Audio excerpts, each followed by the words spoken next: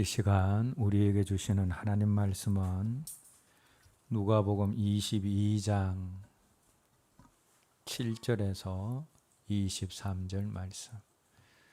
마이크 볼륨 조금만 올려주세요. 누가복음 22장 7절에서 23절 말씀 함께 읽겠습니다. 유월절 양을 잡을 무교절이 이른지라 예수께서 베드로와 요한을 보내시며 이르시되 가서 우리를 위하여 유월절을 준비하여 우리로 먹게 하라. 여짜오되 어디서 준비하기를 원하시나이까?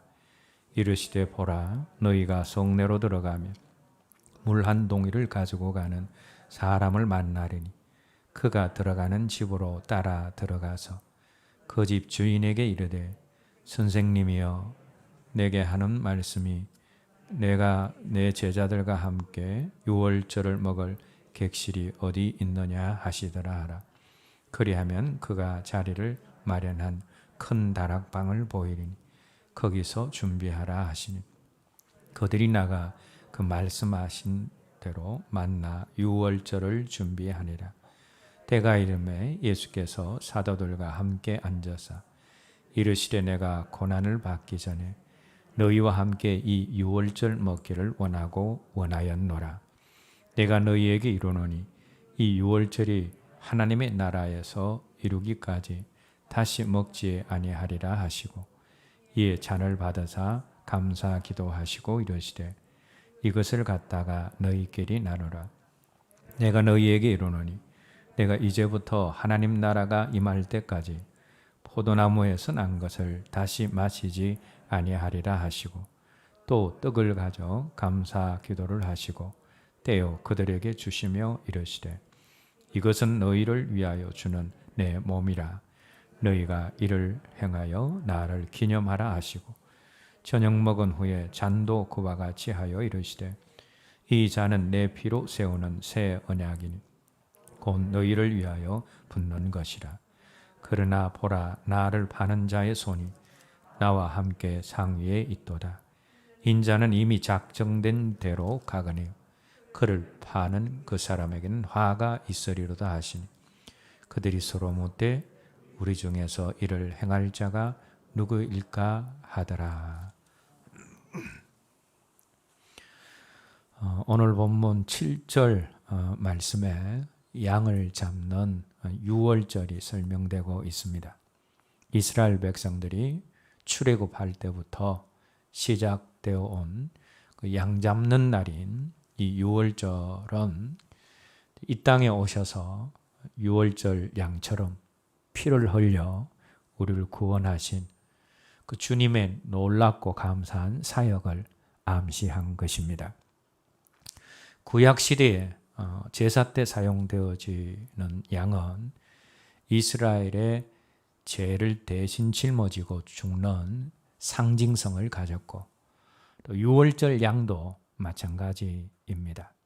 양을 잡아서 그 피를 문에 바르고 그 피를 바른 집 안에 있으면 죽지 않았습니다.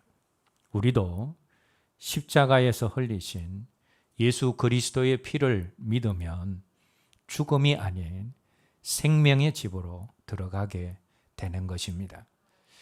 자, 이런 유월절을 지키기 위해서 오늘 본문 8절 말씀을 보시면 예수님이 베드로와 요한을 보내어서 유월절 음식을 먹으며 또 유월절을 함께 보낼 곳을 준비하게 하셨습니다.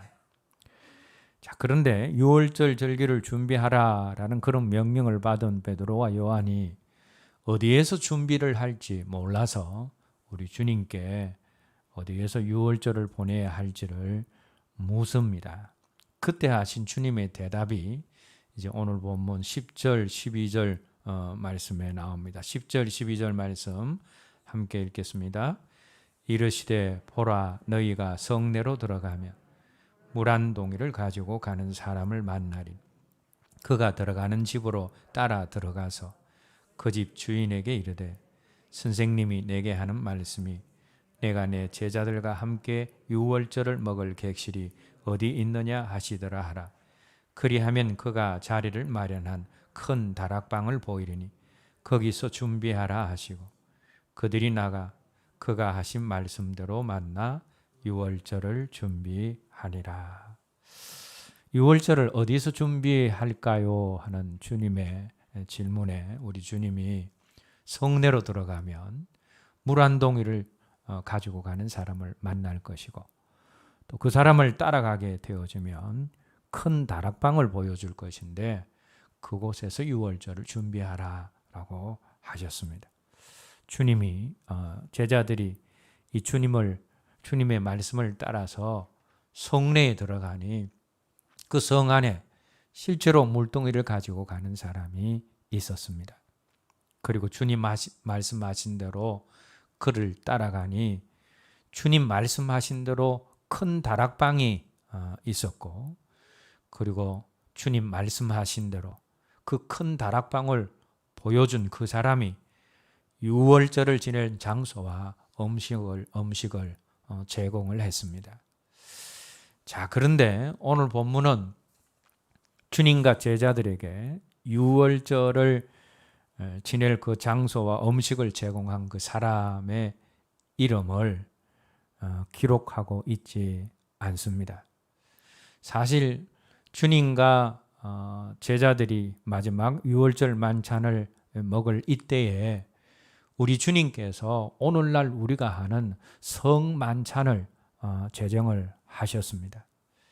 사실은 이 이름을 밝히지 않은 이 유월절과 그 장소를 제공한 사람으로 말미암아서 유월절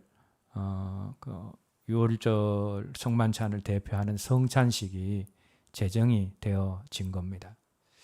이름을 알 수 없는 사람, 예수님과 제자들을 위해서 유월절 음식과 먹을 장소를 제공하라라는 주님의 말씀에 이름을 알지 못하는 그 사람이 큰 다락방을 내어드렸습니다. 이름 없는 사람이 정말 필요할 때에 주님과 제자들을 섬겼다라는 것입니다. 앞에서 우리 예수님이 예루살렘에 올라가실 때 나귀를 타고 가셨는데 그 나귀를 드린 사람들도 마찬가지입니다. 그냥 주님이 쓰시겠다고 하니 그냥 드렸습니다.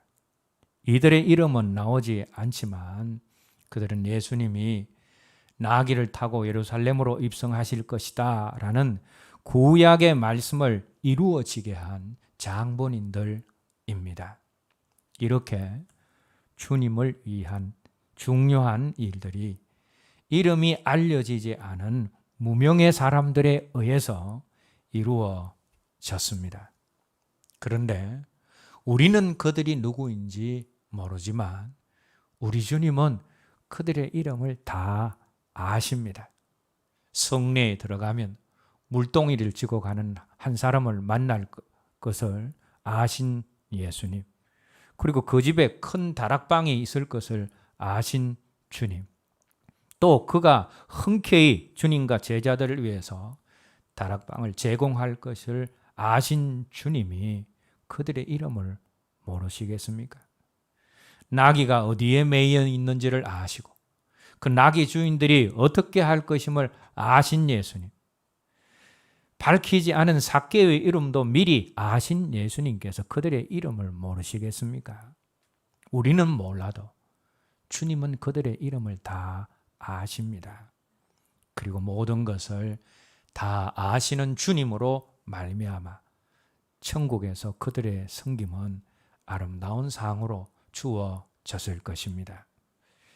오늘 저와 여러분들 모두가 오늘 본문 속에 유월절을 준비한 이름 없는 사람들처럼 또 주님께 나귀를 빌려드린 이름 없는 사람처럼 내가 남몰래 하는 헌신, 또 내가 드러내지 않고 조용히 하는 교회의 일, 비록 내가 한 그 일을 통하여서 내가 드러나고 나타나지 않을지라도 주님께서 하시고자 하는 그 일이 나의 헌신으로 이루어지기를 기도하고 또 그렇게 살아갈 수 있기를 주님의 이름으로 기원합니다.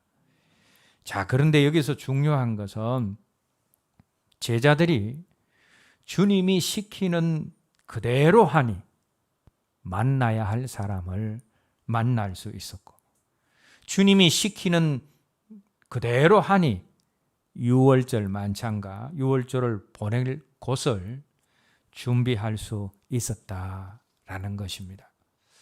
우리는 여기에서 우리 인생이 어그러지지 않을 수 있는 길을 발견하게 되어집니다. 그것이 무엇입니까? 내 생각, 내 뜻, 내 방법, 내 지혜가 아니라 오직 주님의 말씀대로 행하는 것입니다. 오직 주님의 말씀에 순종하는 그것이 풀어야 할 일을 풀어내고, 오직 주님의 말씀에 순종하는 그것이 주님이 예비하신 놀라운 역사를 펼치게 만든다라는 것입니다. 그런데 오늘날 많은 믿음의 사람들이 말씀대로 해보지도 않은 채 미리 안 될 것이다 라는 그런 부정적인 생각과 태도를 가진 사람들이 많습니다. 그렇게 내 생각을 말씀보다 앞세우게 되어지면 그 사람은 순종을 통해서 이루시는 신비한 주님의 역사를 보지 못하고 끝나게 되는 것입니다.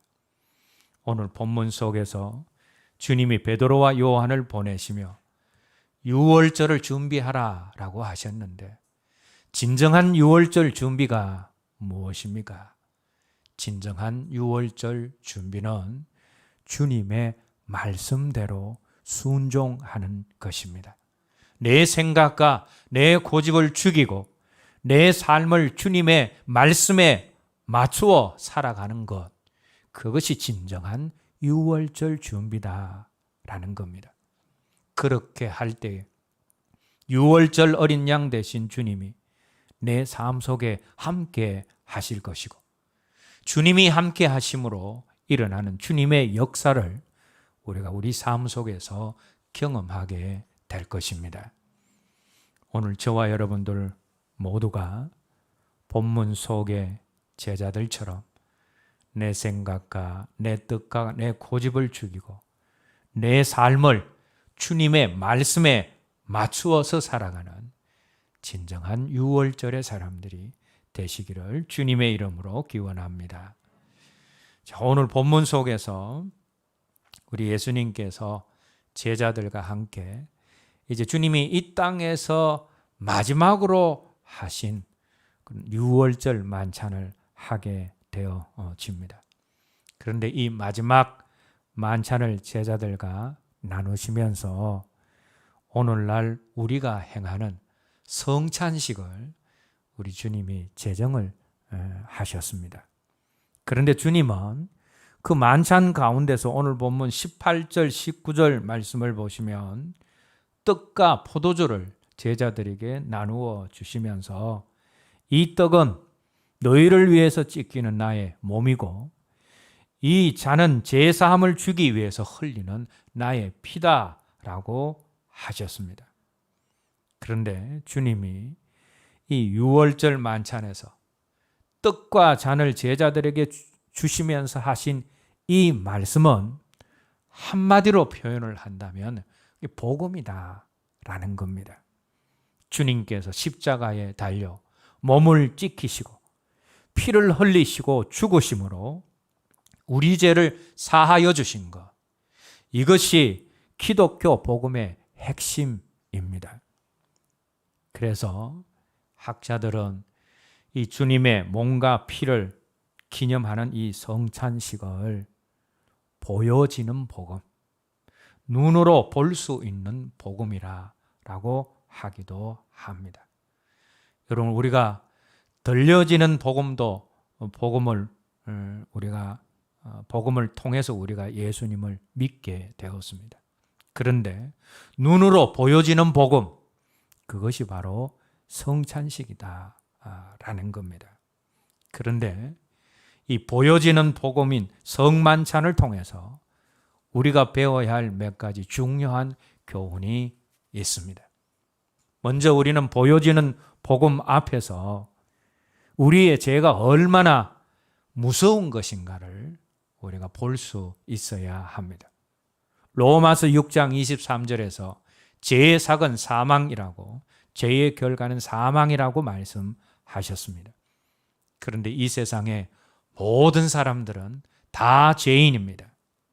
그래서 이 세상의 모든 사람은 그 죄의 결과로 사망에 이르고 죽음에 이를 수밖에 없는 그런 존재들입니다.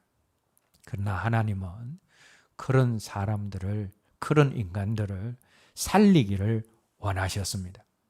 그래서 하나님은 우리의 죄를 사하시기 위해서 독생자 예수님을 가장 치욕스러운 형벌, 가장 고통스러운 십자가에 못 박혀 돌아가시게 하셨습니다. 왜냐하면 그것이 우리의 죄를 사할 수 있는 유일한 길이고 유일한 방법이었기 때문입니다. 우린 여기에서 죄가 얼마나 무서운가를 발견할 수가 있습니다. 우리 죄가 얼마나 무서운가 하면 예수님이 십자가에 죽으시는 것 밖에는, 하나님이 우리 대신해서 죽으시는 것 그 외에는 어떤 방법으로 그 죄를 용서받을 수 없고 해결할 수 없다라는 겁니다. 그만큼 우리의 죄가 무서운 것입니다. 예수님도 할 수만 있으면 십자가의 잔을 피하고 싶으셨습니다.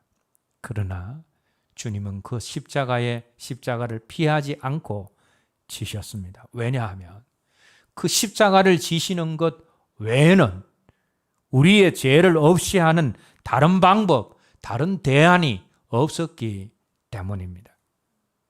우리의 죄는 전능하신 하나님, 하늘 보좌에 가만히 앉아 계셔도 천사들의 영광과 찬송을 받으실 하나님이 인간의 몸을 입고 이 땅에 오셔서 온갖 조롱과 멸시를 받으시면서 죽으셔야 하는 것만으로 해결될 수 있는 무서운 것이다 라는 것입니다. 우리가 짓는 죄가 아무리 작은 죄일지라도 바로 그 죄를 위해서 주님께서 십자가에서 피 흘리시는 고통과 희생을 치르셨다라는 것을 우리가 알아야 합니다.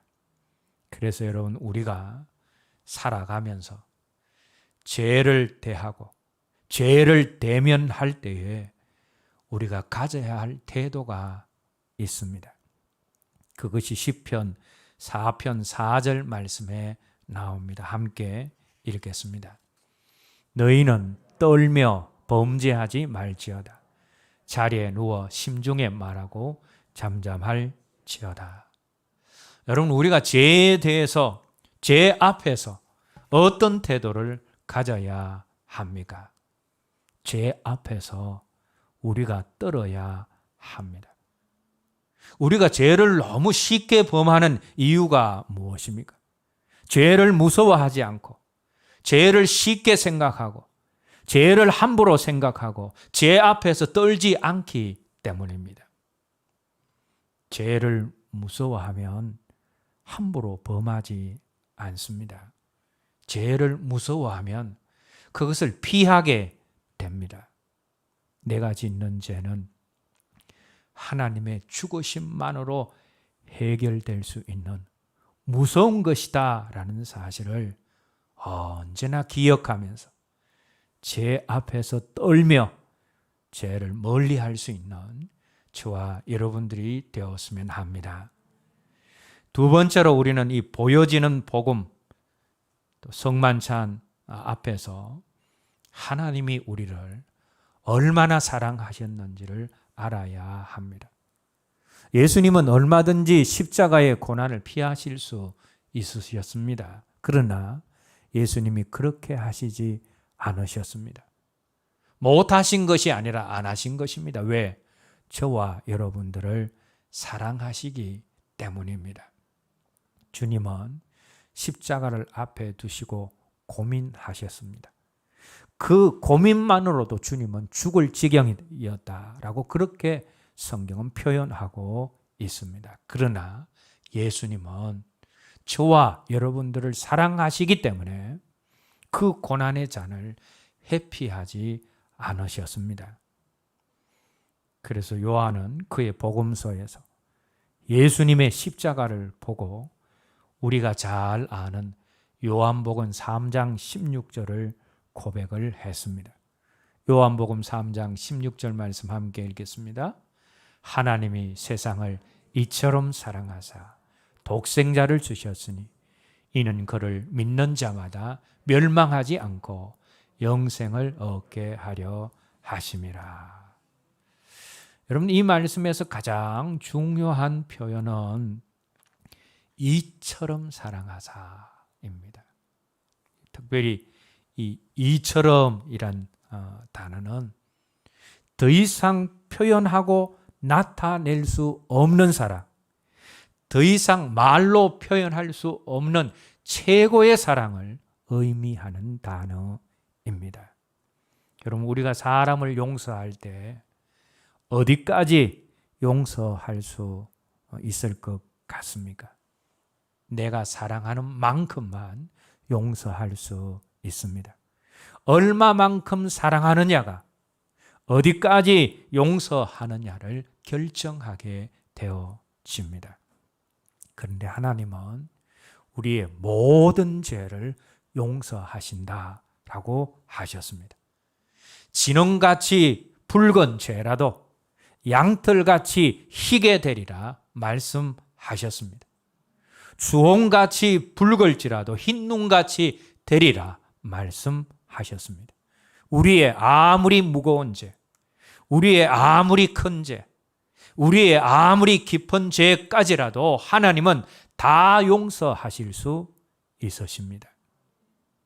그런데 하나님이 우리의 모든 죄를 용서하셨다라는 것은 우리를 향한 주님의 사랑이 얼마만큼 큰 것인가를 우리에게 보여주고 있는 것입니다.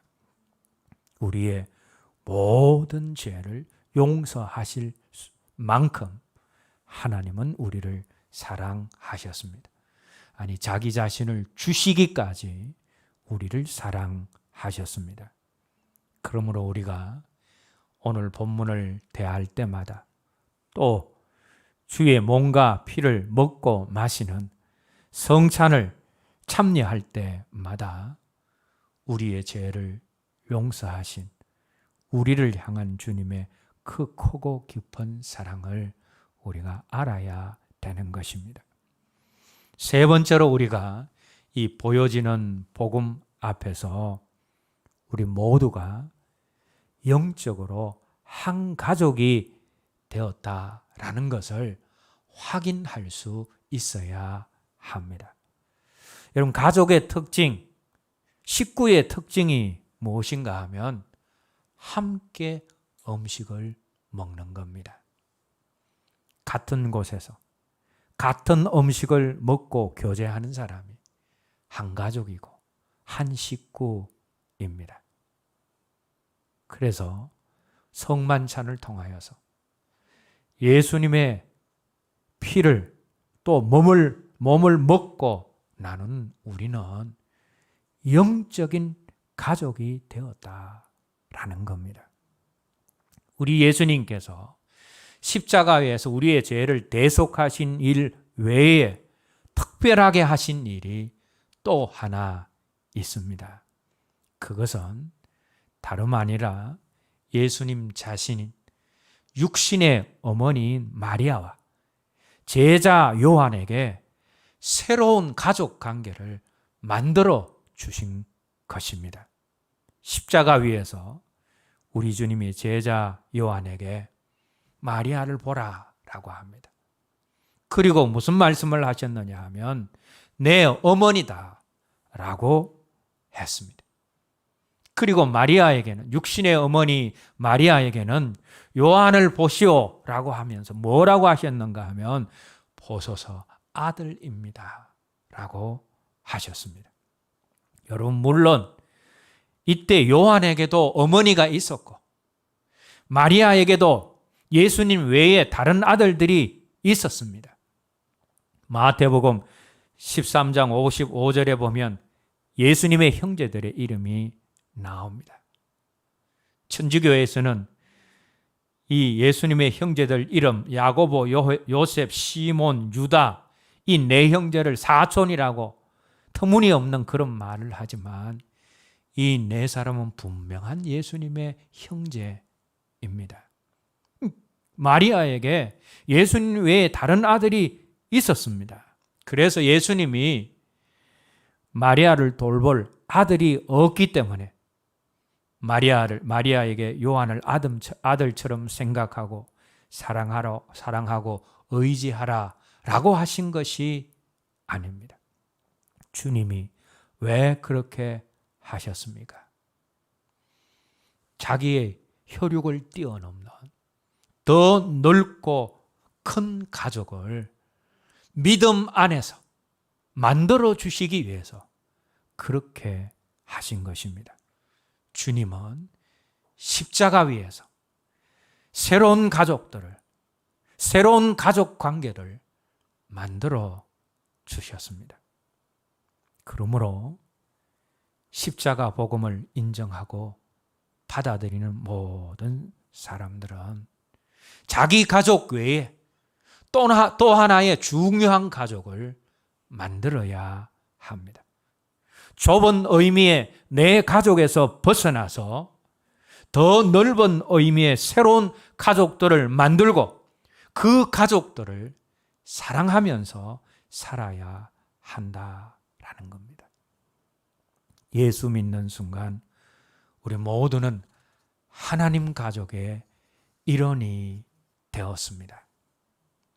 하나님이 우리를 양자와 양녀로 삼았기 때문에 예수님은 우리의 맏형이시고 하나님은 우리의 하늘 아버지이십니다. 성찬의 시간에 성찬을 참여하는 모든 믿는 자들은 예수 피로 맺어진 한 가족을 확인하는 그런 시간이 되어야 합니다. 여러분, 믿음 안에서 이루어진 이 관계는 자기 육신의 가족들보다 어쩌면 더 깊고 깊은 관계를 유지할 수 있는 그런 관계입니다. 저에게 우리 육신의 부모를 더 사랑하느냐 아니면 여러분들을 더 사랑하느냐 물으신다면 저의 마음이 그분들을 향해 있을 때보다 여러분들을 향해 있을 때가 훨씬 더 많습니다. 여러분들이 기뻐하면 제가 기뻐지고 여러분들이 힘들어하면 제가 힘들어집니다.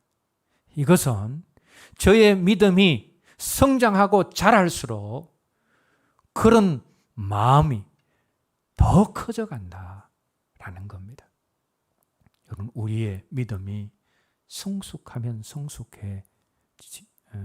성숙해질수록 예수 안에 한 가족 된 우리의 모습 속에 서로를 사랑하는 모습이 더 커져가야 된다라는 겁니다. 시기와 질투와 미움과 정죄와 비판은 가족들 안에 있어서는 안 되는 겁니다. 오직 용납과 사랑과 격려와 서로를 축복하는 그 축복만이 있어야 합니다. 예수님이 십자가 위에서 형성해준 그 가족 관계를 우리가 귀한 가족 관계로 생각을 하며 우리가 한 교회 공동체 안에서 서로 축복하고 서로를 위해서 기도하고 용납하는 좋은 가족 관계를 이루어가는 저와 여러분 모두가 되었으면 합니다. 네 번째로 우리는 이 보여지는 복음 앞에서 믿음과 헌신을 고백할 수 있어야 합니다. 우리가 성찬식을 행할 때에 그 시간은 우리의 믿음을 주님께 고백하고 우리의 헌신을 고백하는 시간이 되어야 합니다. 그저 성찬식은 떡 한 조각 먹고 작은 주스 한 잔을 마시는 것, 그 이상의 것이 있습니다.